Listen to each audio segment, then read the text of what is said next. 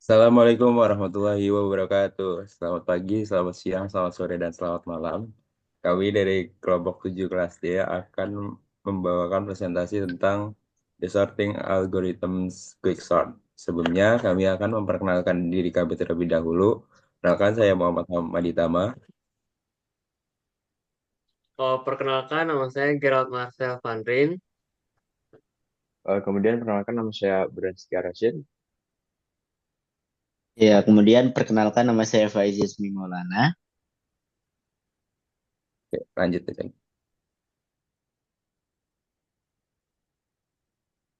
Lanjut, di sini ada outline atau beberapa hal yang akan kita bahas. Yang pertama itu ada distribusi umum itu sendiri dari Quicksort, ada plus minusnya, ada perbandingan dengan metode lain, dan terakhir ada struktur code. Nah, yang pertama yang akan kita bahas adalah deskripsi umum itu sendiri.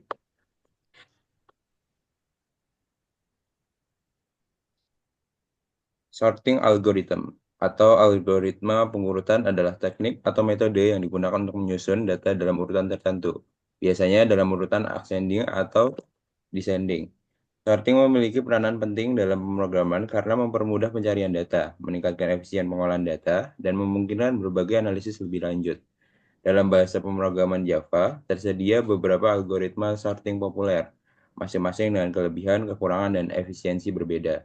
Beberapa bagian dari sorting algoritma yang sering digunakan yaitu bubble sort, insertion sort, selection sort, merge sort, dan yang akan kita bahas adalah quick sort. Nah, faktor yang mempengaruhi sendiri ada yang pertama itu data size, yang kedua ada karakteristik dan struktur data, yang ketiga ada pemilihan pivot, dan terakhir ada base case, worst case, dan average case.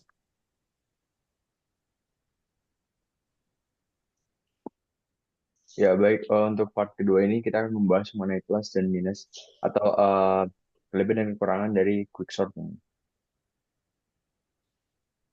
Baik, kita lanjut dari plusnya dulu atau kelebihannya dulu. Secara outline itu bagus untuk efisiensinya itu bagus dalam case average.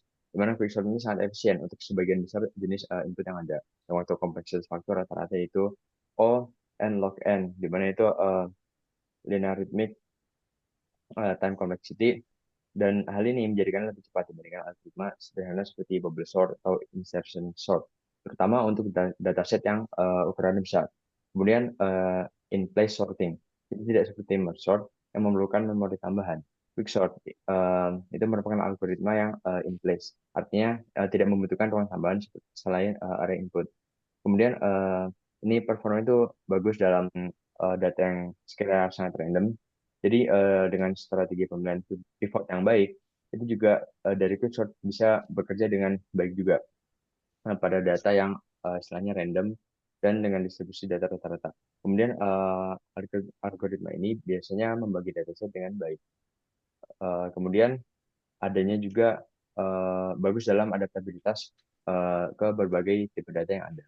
Jadi quicksort ini mudah diterapkan pada berbagai tipe data dan struktur data seperti array, linked list, dan struktur data lainnya yang memerlukan pengurutan. Lanjut kepada minusnya atau mungkin kekurangannya.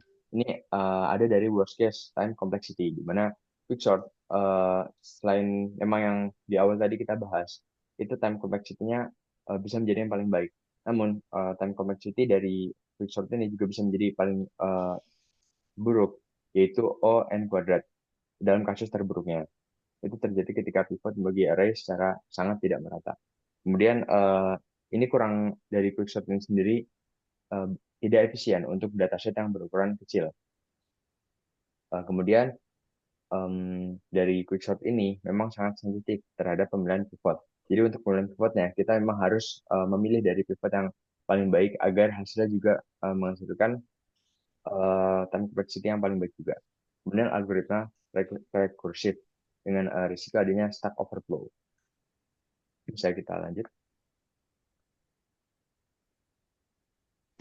Baik, pada part ketiga ini kita akan membandingkan beberapa metode sorting yang lain dengan quicksort ini. Oke, bisa lanjut. Di sini ada beberapa metode lain seperti bubble sort, insertion sort, dan selection sort. Dan ada beberapa variabel pembanding seperti time complexity on average, terus time complexity worst case, stabilitas, in place, advantage, dan disadvantage. Untuk time complexity on average itu, quicksort berbeda dengan metode yang lainnya, di mana rata-rata waktu dari quicksort ini O N log N. Tapi untuk time complexity worst case-nya, quicksort berada pada rata-rata waktu yang sama dengan metode yang lain yaitu 0 O N kuadrat. Untuk stabilitas sendiri, quicksort ini bisa dibilang tidak stabil jika dibandingkan dengan double sort dan insertion sort. Kemudian untuk in place, tidak ada perbedaan dengan metode yang lainnya. Untuk advantage sendiri, quicksort ini uh, bisa dibilang sangat cepat untuk kebanyakan data jika dibandingkan dengan bubble sort, insertion sort, dan selection sort. Akan tetapi untuk disadvantage-nya, quicksort sendiri buruk pada data yang sudah terurut maupun kecil. Kenapa begitu? Karena untuk data yang terurut, elemen pivot biasanya dipilih secara sederhana, misalnya elemen pertama, terakhir, atau tengah. Jika data sudah terurut, baik secara ascending atau descending, pivot yang dipilih akan selalu menjadi elemen terkecil atau terbesar pada subset data yang sedang diurutkan. Kemudian, untuk data dengan ukuran kecil, karena quicksort menggunakan rekursif, berarti ada tambahan overhead setiap kali fungsi dipanggil untuk mempartisi data. Pada data kecil, overhead rekursif ini bisa lebih besar dibandingkan waktu yang diperlukan untuk mengurutkan elemen secara langsung. Mungkin bisa lanjut aja.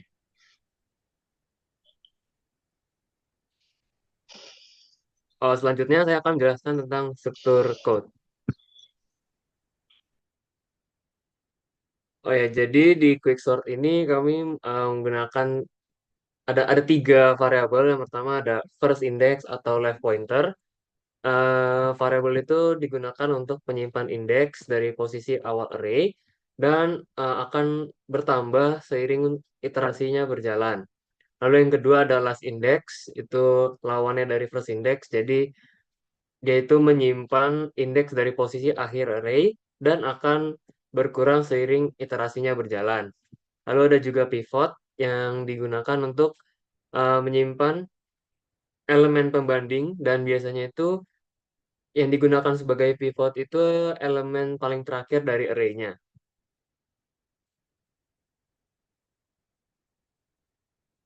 Nah, ini berikut adalah kodenya. Yang sebelah kiri itu ada metode dari quicksort yang kami buat. Dan sebelah kanan atas itu pengujian yang kita lakukan. Ada array bernama A. Dan di kanan bawahnya itu adalah outputnya. Next. Nah, ini adalah logika dari quicksort itu sendiri. Dan bisa dijelaskan dengan langkah-langkah berikut. Yang pertama, memilih pivot terlebih dahulu. Jadi kita memilih satu elemen dalam array sebagai pivot. Dan biasanya itu elemen terakhir. Sebenarnya bisa menggunakan elemen paling awal atau elemen di tengah-tengahnya. Namun paling sering tuh yang elemen terakhir. Yang kedua itu ada partisi. Memindahkan elemen-elemen dalam array. Sehingga semua elemen yang lebih kecil dari pivot itu berada di sebelah kirinya. Dan elemen yang lebih besar tuh berada di sebelah kanan. Setelah itu akan dilakukan rekursif ke elemen yang lebih kecil dan elemen yang lebih besar. Itu dia dari tahap nomor 3. Lalu yang tahap keempat itu berhenti rekursi. Jadi rekursinya itu berhenti ketika array-nya itu memiliki ukuran 0 atau 1. Oke. Nah, selanjutnya mungkin saya akan mendemokan uh, kodenya di IntelliJ. Oke, jadi ini ada array yang kita uji di void main ini, terus metodenya itu ada di sini. Jadi metodenya itu ada 3 parameter, dia itu meminta array-nya, meminta integer first index-nya, dan integer last index-nya. Lalu di tahap pertama dari metode ini tuh dia ngecek apakah array-nya itu tinggal size-nya itu tinggal 1 atau 0 atau enggak. Karena kalau tinggal 1 atau 0 itu langsung ke return karena anggapannya itu dia tuh udah ke sort sisanya. Lanjut, kita mendeklar 3 variabel yaitu pivot, left pointer, dan right pointer. Yang tadi saya bilang, left pointer itu dimulai dari awal index array dan right pointer itu dari akhir index array. Lalu masuk ke while loop yang pertama, left pointer lebih kecil daripada right pointer. Jadi ini tuh buat ngecek apakah left pointernya itu pokoknya ini agar while-nya tuh berhenti saat left pointer tuh sama right pointernya tuh punya indeks yang sama. Jadi kalau udah kan left pointer dari kiri, right pointer dari kanan, nanti dia bakal ketemu di tengah-tengah. Nah, kalau udah melewati masing-masing itu dia nggak bisa dilanjutin. Jadi itu gunanya while left pointer lebih kecil dari right pointer. Terus lanjut ke while yang kedua, ini buat ngecek. Jadi dia ngebandingin array dari yang left pointer dari array yang sebelah kiri, dia ngebandingin dengan pivotnya yang ada di elemen terakhir. Jadi kalau array dengan indeks left pointer itu lebih kecil daripada pivotnya, dia bakal eh, increment left pointernya. Jadi bakal geser ke kanan dan terus terus sampai dia nemuin array dengan indeks left pointer lebih besar dari pivot. Nah, kalau udah ketemu, dia akan lanjut ke while yang ketiga. Dia itu kebalikannya dari yang while sebelumnya. Jadi dia ngitung dari array dengan indeks right pointer yang dari belakang. Dan dia ngecek elemen array yang lebih besar dari pivotnya. Jadi kalau ketemu yang lebih besar daripada pivot, dia bakal decrement. Dan kalau ketemu yang lebih kecil dari pivot, dia bakal berhenti. Selanjutnya, dia bakal nge-swap. Jadi dia dari yang ketemu di left pointer sama yang di right pointer nih bakal ditukar tempatnya. Lalu kalau udah selesai dia lanjut ke nge-swap lagi untuk pivotnya.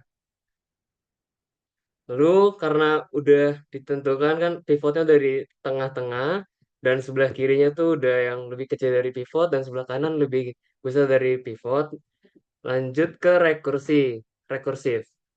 Yang atas ini untuk rekursif array yang sebelah kiri dan yang bawah ini untuk rekursif yang sebelah kanan.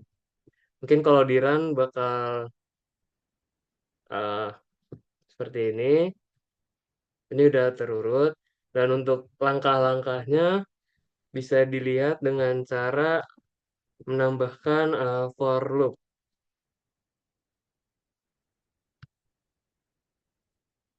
di sini.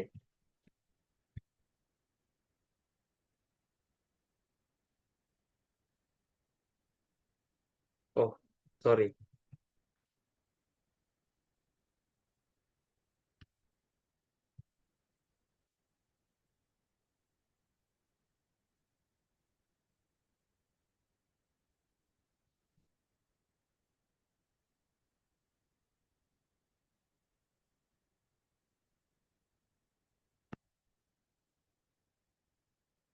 Ya, seperti ini. Jadi, oh bentar.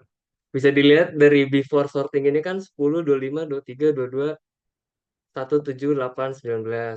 Lalu setelah langkah-langkahnya dia dari left pointer itu dia ngecek 10 itu lebih besar dari 19 atau enggak. Kan enggak, jadi dia lanjut ke yang 25 ini. Karena 25 lebih besar dari 19, maka dia langsung pindah ke yang right pointer. Right pointernya mulai dari 8. 8 ini lebih besar dari 19 enggak? Karena enggak, dia langsung berhenti dan ngerubah posisi 8 dan 25. Jadi langsung di sini berubah, terus dia lanjut cari yang kasusnya sama, yaitu 23 dan 7.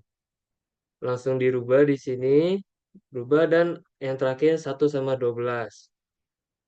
Terus juga pivotnya juga bakal berubah, karena untuk menyesuaikan ada di sini.